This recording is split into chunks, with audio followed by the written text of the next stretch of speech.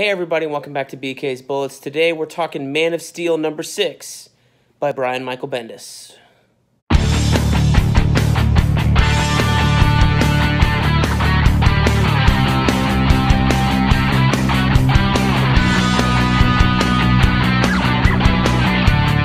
Hey everybody, welcome back to BK's Bullets. As you can tell, I'm on the road here in a hotel, and so that means I have some free time and some time to talk about some books. So I'm sorry I've been away from the channel. I had a unboxing video I still have not posted of a new Batman Black and White. I had been sick for a long time, getting over some a cough and some congestion issues.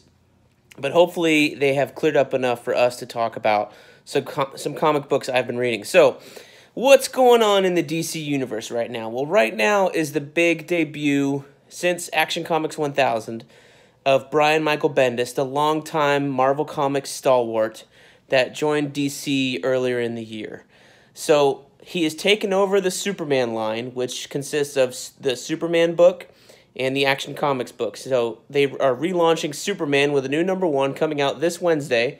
So hopefully I'll remember to do a video on that after I read it, as well as Action Comics, which is continuing its numbering. So he takes over that issue with issue 1001. What's unclear is if those books are going to be bi-monthly, as they have been the last 2 years with the DC Rebirth Initiative, or if they're going to move to a monthly title. So if you do the math, Bendis is taking over 2 Superman books. He's doing them either monthly, so he's writing 2 books a month, or if they're bi-monthly, he's writing 4 Superman books a month, as well as all the other creator-owned stuff he has on top of that. Apparently he's launching a new creator-owned line for DC. All of his other stuff from Marvel and Icon is coming over to DC. Powers, Scarlet, Brilliant apparently is coming back with Mark Bagley.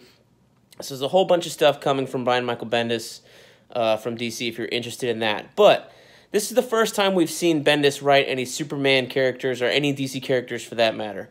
So we got to talk about the Man of Steel. The series just wrapped up last week with issue number 6. It was coming out weekly, and I gotta say, I'm kind of lukewarm on this series. I liked it. I don't have many complaints, but after reading number 6, I was really disappointed because here was a series where DC got a superstar writer, a bunch of superstar artists. You got guys like Jason Fabok, Ivan Rice, Ryan Sook. Who else is on here?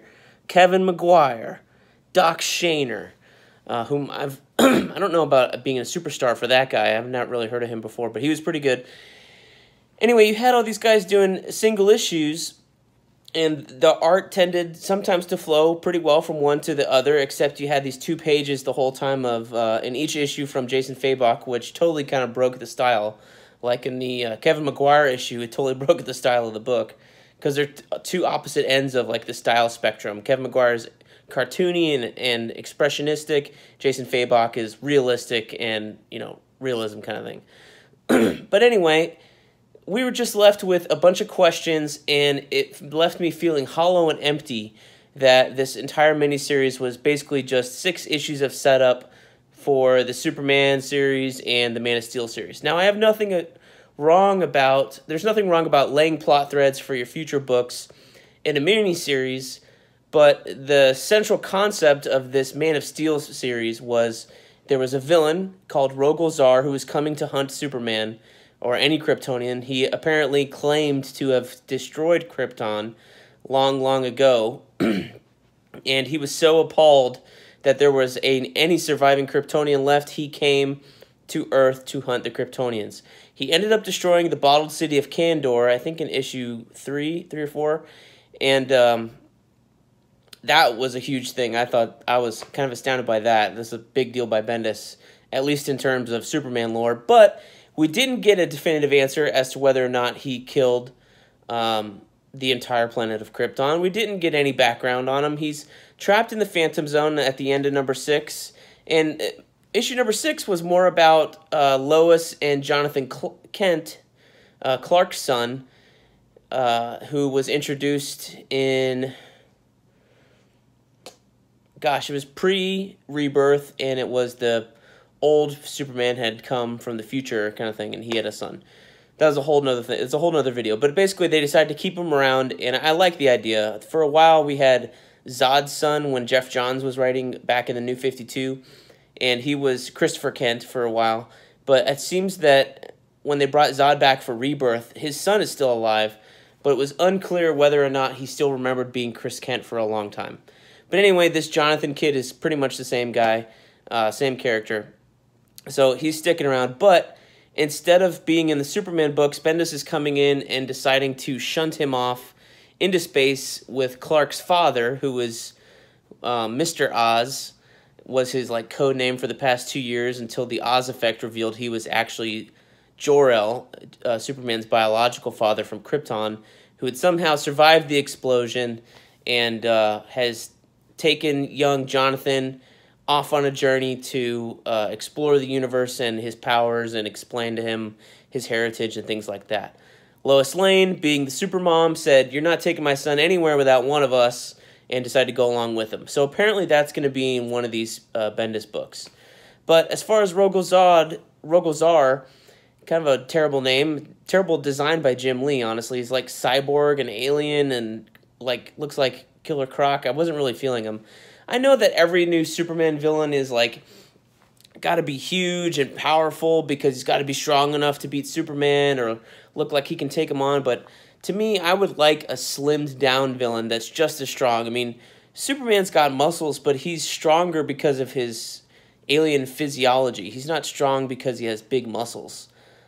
So I would like to see like some skinny guy come down and have the same powers, almost like Flashpoint Superman was really strong and had no muscle definition, was like really scrawny.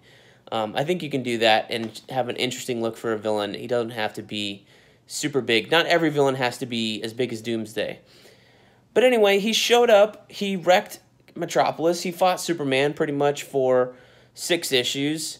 And at the end, we have no idea who he really is, what he's really done other than destroy Kandor, whether or not he destroyed the planet Krypton, and what his motivations are for thinking that all Kryptonians are evil. So apparently all that's going to be, you know, all that work, all the 6 issues was set up for Bendis' run. So it's kind of disappointing. And I think the disappointment comes from the fact that they called this miniseries The Man of Steel.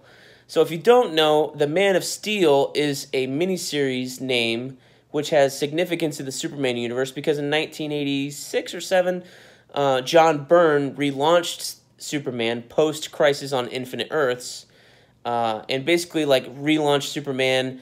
They wiped his history clean. Anything since then never existed, and we've had a post-Crisis Superman ever since then. And John Byrne delivered Superman's origin, entrance to Metropolis, his first meeting with Batman. Like, you go read those 6 issues. They're collected in trade paperback. They're on Comixology. Go pick them up. They are a great read even today.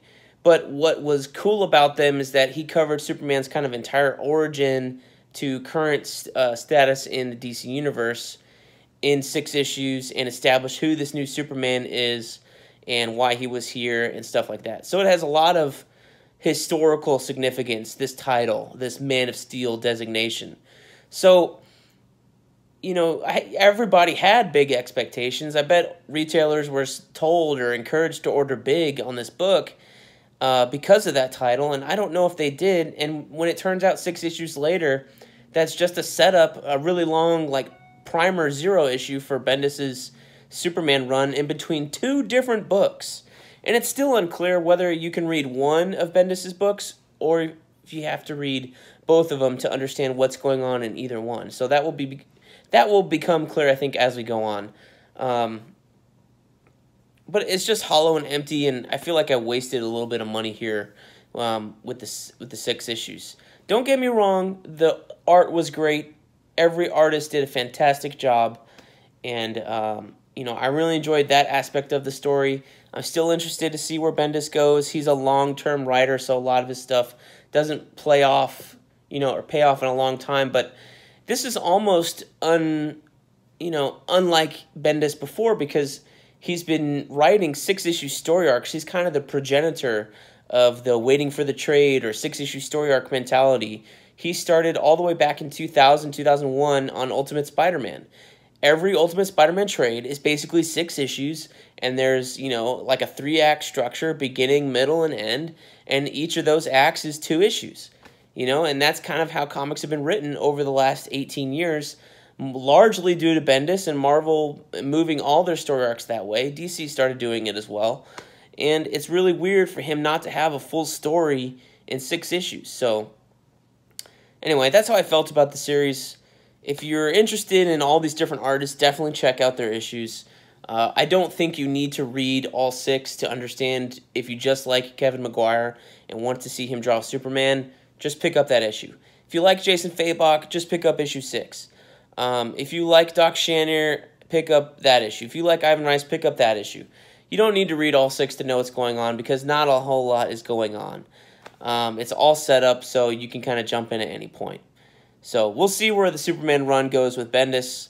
And thanks for watching, you guys. I will get another video out. We're going to talk in a minute here about Batman number 50, The Wedding. But anyway, let me know what you guys thought of Man of Steel. Do you think Bendis is going to be a good Superman writer, a bad Superman writer?